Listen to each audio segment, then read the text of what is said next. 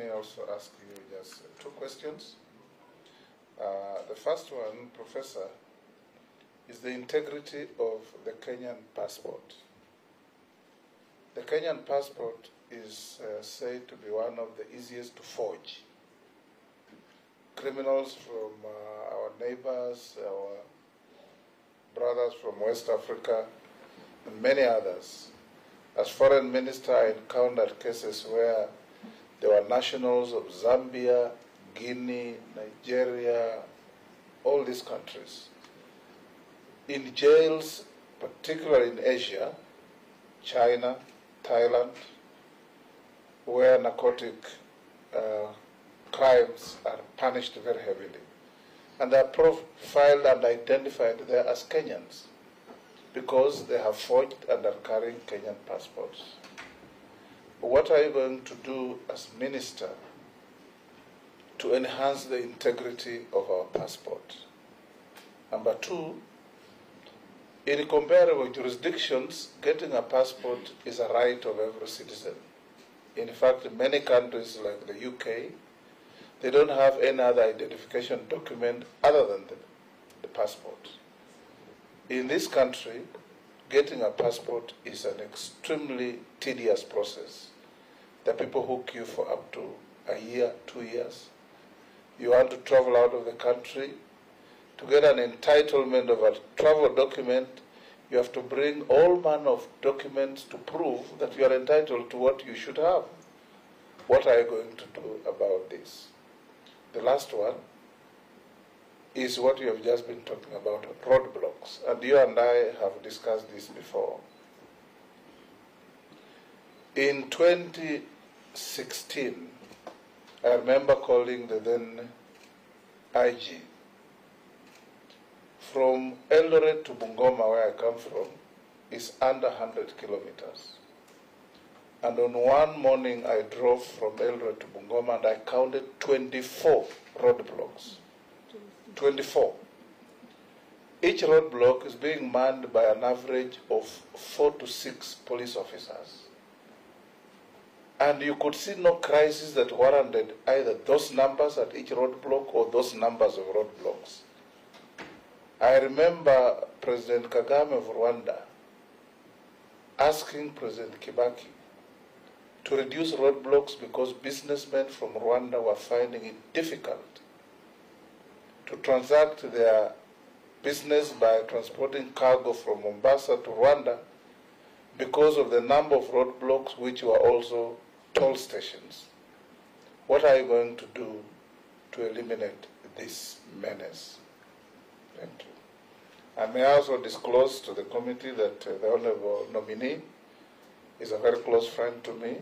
We have practiced law together, and we research and write some things together in furtherance of the law.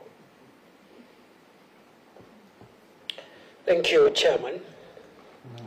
Chairman and honorable members, with regard to forgery of the Kenyan passport, the e-passport features introduced in 2017 September goes a long way in upgrading the security features and the status of the Kenyan passport internationally. Unfortunately, the uptake has been slow. Until now, only 1.6 million Kenyans have converted their old passports into the e-passport out of the 3.5 million Kenyans who own passports. The deadline has been extended, and under the East African Community Protocol, I think the deadline now has been extended to December.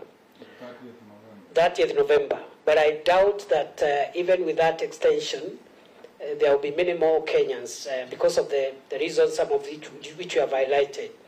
So this forgery issue, once every Kenyan has an e-passport, will be something that perhaps will be a rare occurrence. Mr. Chairman, honorable members, I believe, just like the chair does, that a passport is a basic identity document.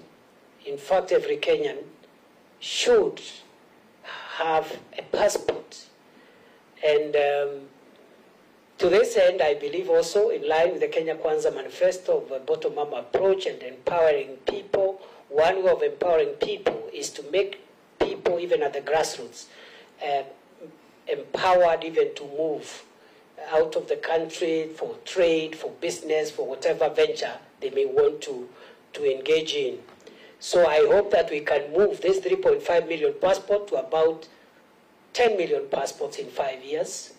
And it will help you collect revenue. Absolutely. It's one industry. You are right, Honorable Chair, because this is one sector which government really doesn't need to spend a lot of investment in terms of resources, because it generates revenue for government. Number two, Honorable Chair, with regard to what we are going to do to make sure many more Kenyans acquire passport, we are going to increase the passport submission centers. Right now, there are about 7 passport submission centers. The intention is to ensure in the next 5 years, there is a passport submission center in every county of our country. Other than that, for Kenyans who live abroad, it is intended that we, subject to the approval of this House, will ensure that we increase the number of passport submission centers from the current 7, namely New York, Washington, London, Berlin, Pretoria, I think Qatar. We will increase from 6 or 7 to about 25 within the diaspora in the next 5 years. Mr. Chair, allow me also finally to say, however, the printing of passports must remain centralized. The submission of passports could have as many centers as possible, but the printing for purposes of security must remain, just like printing money, must remain centralized. And therefore we will be empowering the Immigration Department with capacity to offer centralized printing services. Finally, on roadblocks, as I have said, Chair, I agree with you. This is a very archaic method where you put spikes. In fact, it's an obstruction of traffic. But you know, it's something we have gotten used to as a country for a long time. So you can't really blame the police as such. But we must move towards intelligent ways. And by intelligent, I mean technology.